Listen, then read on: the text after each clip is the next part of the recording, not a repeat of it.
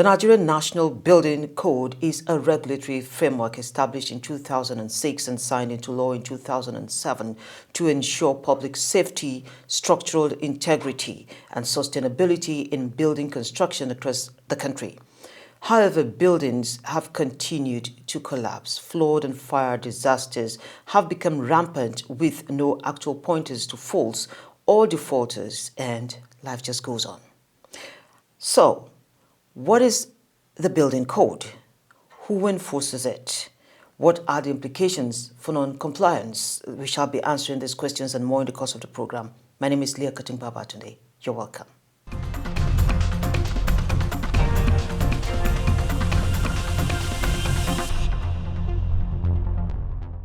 We begin the business of the day as always from the trends table.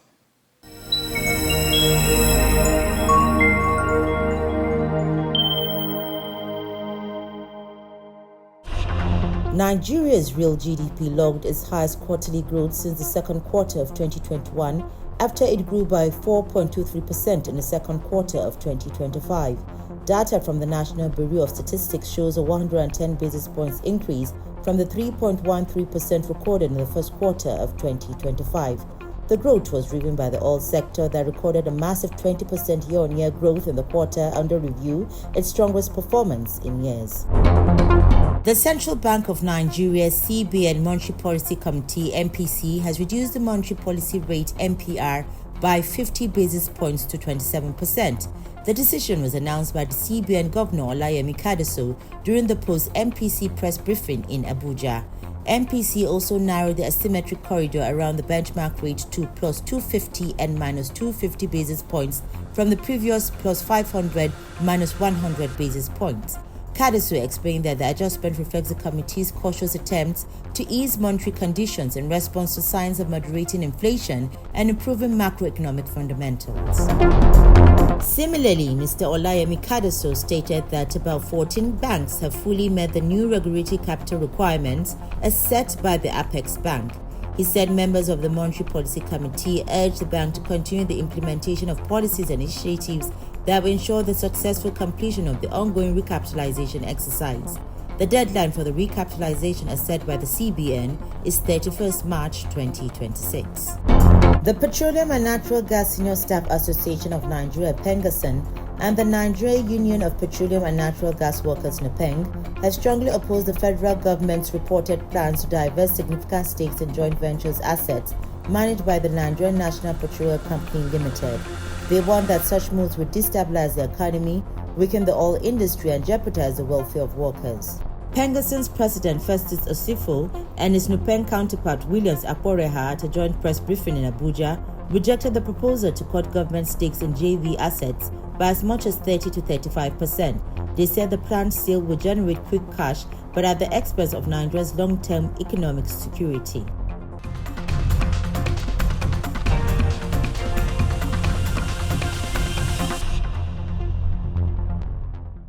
Next is our policy conversation on the National Building Code.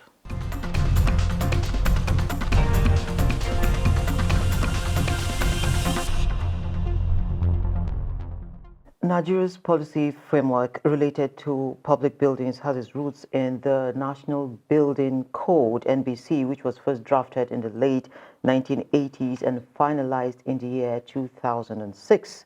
It set minimum standards across all stages: pre-design, design, construction, alteration, and a whole lot more. The code includes safety, quality, and professionalism standards. Key requirements for public buildings include, but not all, minimum safety, structural, and habitable standards. And so, over time, how have these requirements been met?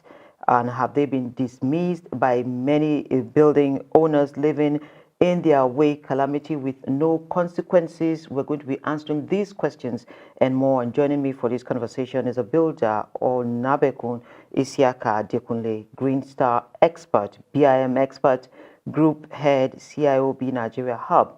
He's also the Director of Membership and Engagement, Green Building Council Nigeria, and founder, Masjid Builders Foundation. It's nice to have you join me, sir, it's a for pleasure this conversation. For being here. Yes. And this is a national call. Yeah, okay, thank you. So I guess let's start from the basics. When we say building code, typically, what are the requirements for a public building, and whose responsibility is it to ensure compliance from the start? Yeah, actually, when you say National Building Code, it covers both public, private, and every other institutional building, which the requirements are embedded. It's a subset of International Building Code, which we have domesticated in Nigeria. And then the first call of a federal government organ to ensure that it is being monitored and it is being properly adhered to is the Federal Ministry of Housing and Urban Development, because this is building code, not civil code. We have civil code, we have electrical code and all that, although they have some input in it, but this one specifically is for building. Building has different types, different category, uses and classification and all that. So in this regard, Federal Ministry of Works and Housing have a major role to be played in it for the monitoring and every other assigned task. Then it will now go to all the state urban ministries and agencies for them to implement in their states. But as it is as of today, I look at it as government is being naive, let me use that word, about the code, what the code can do, and what are the economic variables that we can derive from the code. And that is why you see that the code is not known to the public. It should be a manual for foreign investors as well. But at this level where we are still not understanding the baby we have in our hands. So now, how did we get to a point that a good number of these codes are not being adhered to perennially? Now we're talking floods, we talk fire disasters. It is normal and nobody gets punished. How did we get to this point? I will still hinge it on the government. As a human being, everybody can behave anyhow when nobody is watching. And when the government take it serious, definitely people will get to know about it that, oh, before you can even do a bungalow, there is a code that you need to run to. It's just like when you are in the village, nobody questions you how you build your buildings. You understand? So everybody will do whatever they like. But in a city where you have to seek approval from like development control in Abuja, definitely people will rush there. In rushing there, they will ask so many questions. And part of it is that, oh, in the building code, how does my toilet has to be? What is the size? What kind of professional do I engage? Because in Nigeria, we just model up everything. You see a lawyer claiming a project manager on a project. How do you think that project will be? And you see a professional that when you even look at it, you will question yourself that, is he really a professional? Meanwhile, he's a professional, but he doesn't have the competency to carry out the task. So there is a whole lot of unethical practice in the industry. And if you look at it, the built environment sector of Nigeria is not well regulated. Whose responsibility? It is the government, because all the regulators are under the federal government of Nigeria.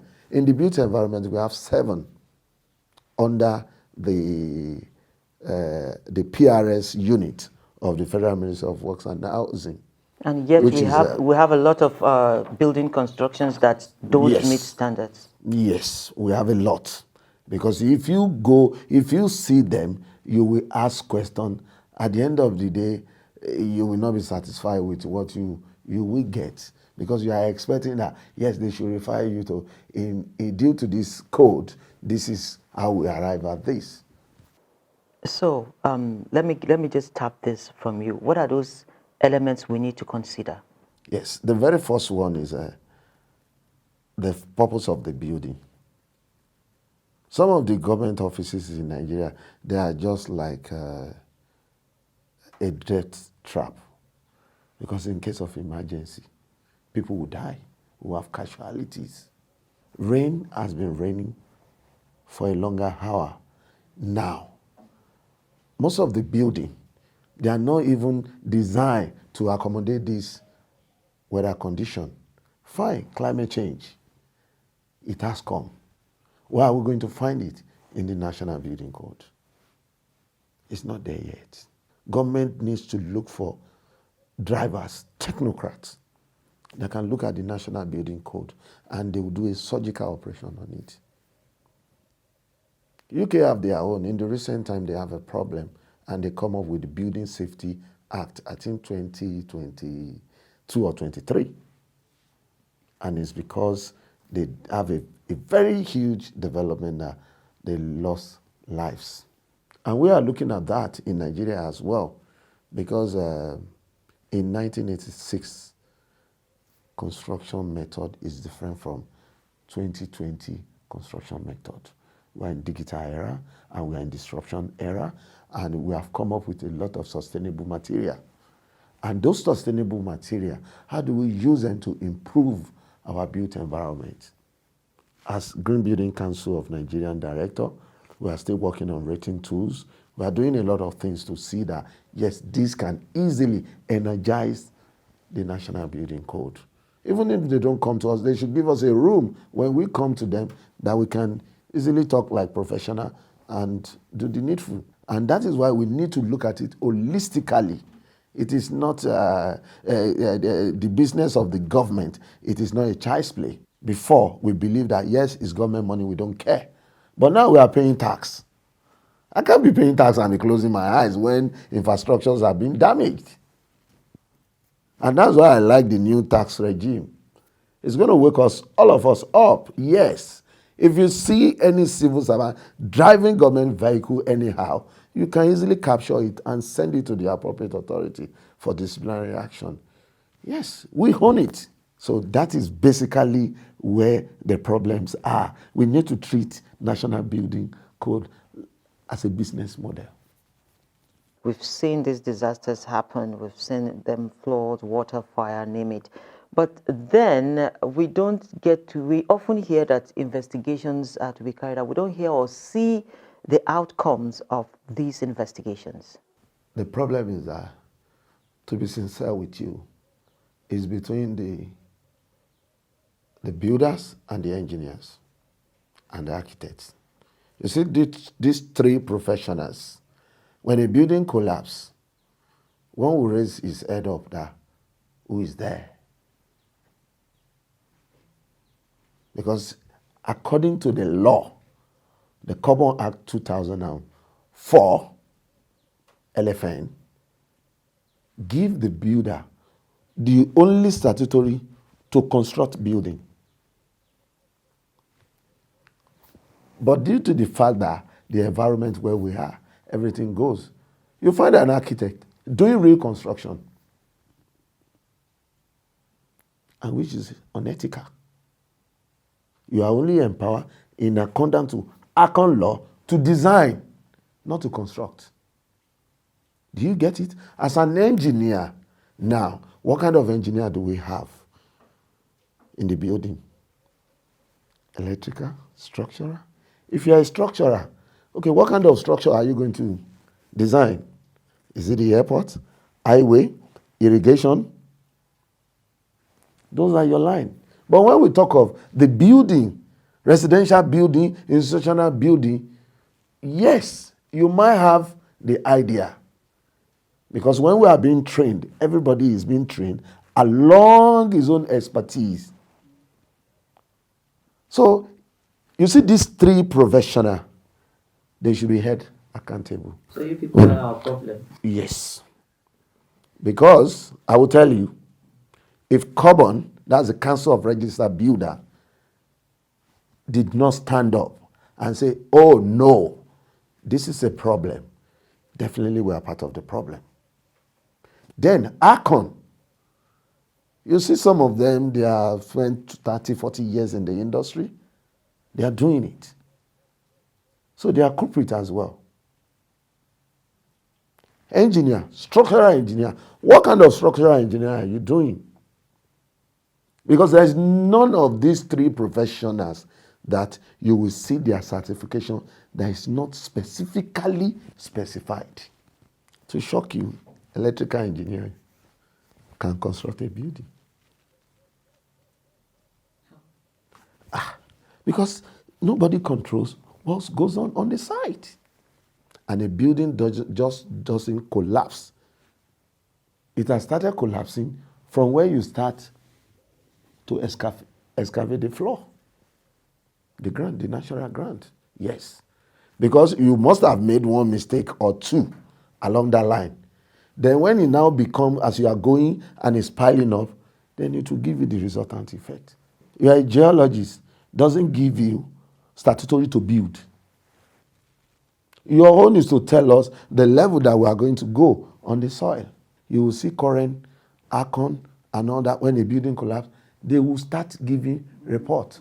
When you look at that report very well, as an expert, you will know that, do they really know what they are talking about? What kind of test are they carrying out on the collapsed building? We need to know what we are doing.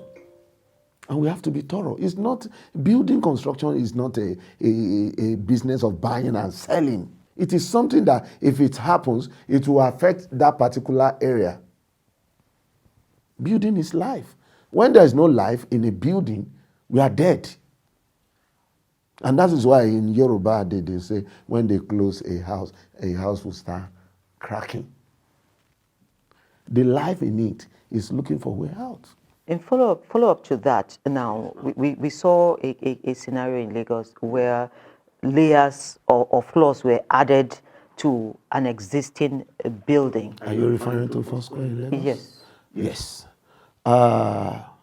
Every investor believes money can do everything. But the essence of code is to tell you that even if you have money, this is the extent you can go. And you know the one of Lagos State, if we are to look at it legally, Lagos State is complacent in that regard. You know, there is this thing around the country, fiat. And that fiat is that it could be a governor, it could be the president and the whatever. Once you are told that, don't go there, you back off. And that's why the investor believe that, yes, I can do it. Even he sent the engineers on that site. How can you hear that in a 12-floor story building, there's no single builder on that site? And we have federal government of Nigeria, and we have Lagos State government. In fact, there's some housing fund that's supposed to belong to state by the government. If any state doesn't comply with the rules, you withhold it. You know, there's a way federal government can sanction state government, just like in the case of a local government election and whatever. If you don't comply, yes, there are so many things. Even their loans, you can block it. It's so unfortunate that the lives were lost, money were lost. It's a disgrace to the built environment in Nigeria. How can you just be hiding flaws? In Lagos, for that matter, Lagos, that the soil profile is so weak. All of the high-rise in Ikoyi, Bodilon, and Co. and all that. You ask yourself, who are the people doing this edifice? They are foreigners. In the whole of African continent, I visited country by country. There is nobody that has the level of professionalism that we have. In Ghana, you can only make mention of 3 or 4. Same thing in Rwanda, South Africa. But in Nigeria, we have 7 known to law, not to talk of all those upcoming ones now. It's so sad that we allowed ourselves to be at that level. If I will get you correctly, if I get you correctly now, this goes to say that there will be repercussions, even if we do the right thing now. Yes. Because a lot of the buildings are standing on faulty Yes. In fact, we are living on life support. Let me use that word in medical. When Governor Fashola was a Lagos State government, Bank of Industry collapsed. It took them how many years before they can disconstruct that building on Marina? Marina was totally blocked. I was there. There are no demolition experts in Nigeria. Do you have any? And if such a building had a fire incident, I don't think even fire service can do wonders. Now in China and all that, they make use of drones as a fire service support. In fact, the one that we have, all those trucks, maybe it can easily go to 5 or 10-story building. Anything above that, God forbid, World Trade Center in Abuja here, if it has problem, how do we handle it? That means we still have a lot to do. We need to sit down. In fact, they should declare state of emergency on the built environment, just like as a Federal Minister of Education is doing now on all those unqualified university. We need to do that on the built environment. We need to know who is who. What are you doing? What's your status? Are you really competent to handle this? Everything is not by influence and whatever. That's one of the problems in the industry. You see somebody who just graduated last year, and he'll be talking on site and whatever. You understand? And that is why my own client, I will tell you, if you like, let your brother be a civil engineer and whatever. You want competency, you want quality, then since you have given me the job, I don't want any interference.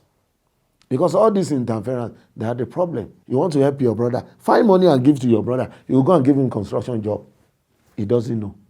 And if he manage with the artisans and the whatever directing him to finish that project, you'll not be thinking of higher one.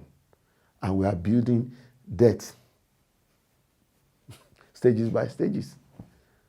You need to go to Bauchi, go and see the 7-star hotel. The very first time I went there, I was crying. It has become a den of reptiles.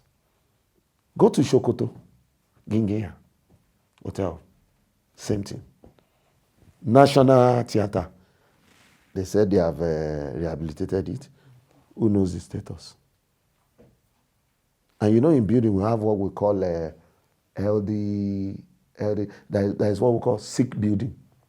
Once people don't inhabit, it becomes... You could be inhabiting it, and at the same time having a health issue for you. Okay. Yes. Like all the ones that you see along the wall, like see retaining water. The walls are brittles, something like that. Then with time, you now be seeing that even the building itself is smelling. It will give you so many sickness.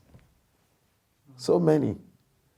So you will know that that building is not healthy. But the most perception is that the sand is not good, so it's way beyond the sand. It's just an excuse.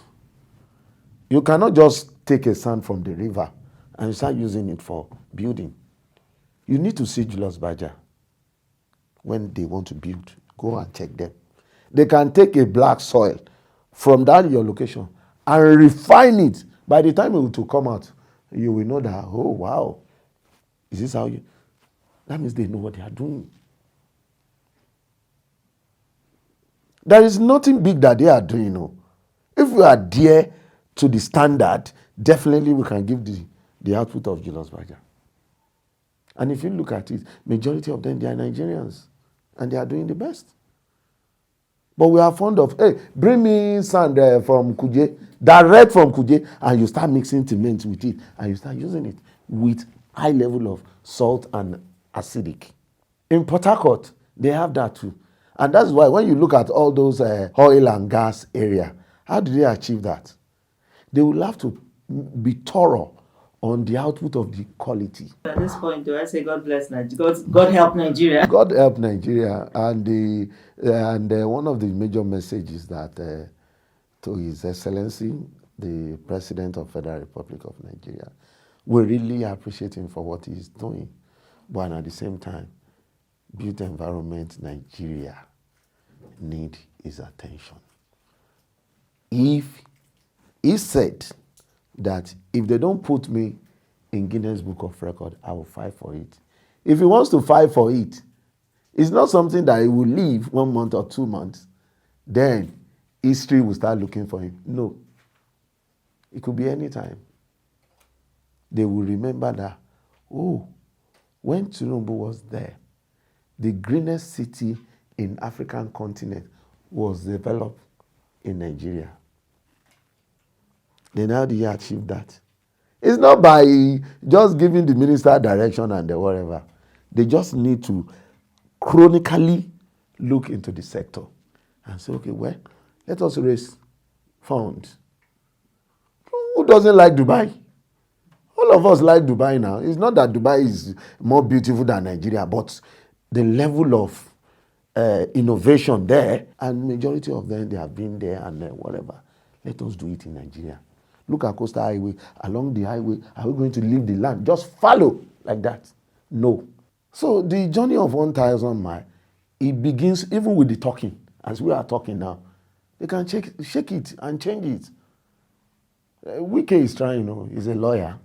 You understand? But, we in the built environment, we understand him. But we need to tilt a little bit to make it professionalism and give the capital city what it deserves. They don't know they are doing great now. It is the day they leave the government. When people start looking at what they have done, then history will now go and look for them. I must sincerely thank you for sharing your thoughts with me. Thank you so much.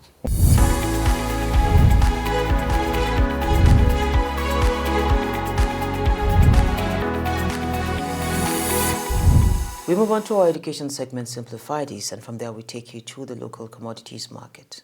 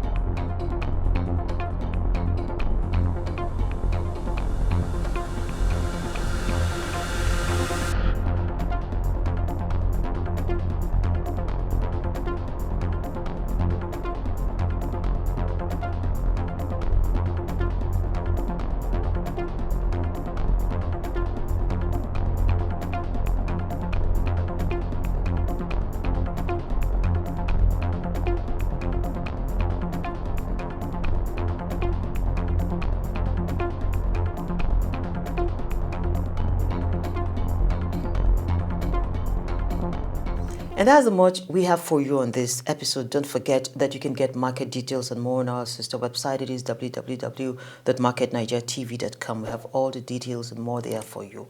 And also remember that the Policy with Leah is available on YouTube on our channel. It is at Saban Media Services.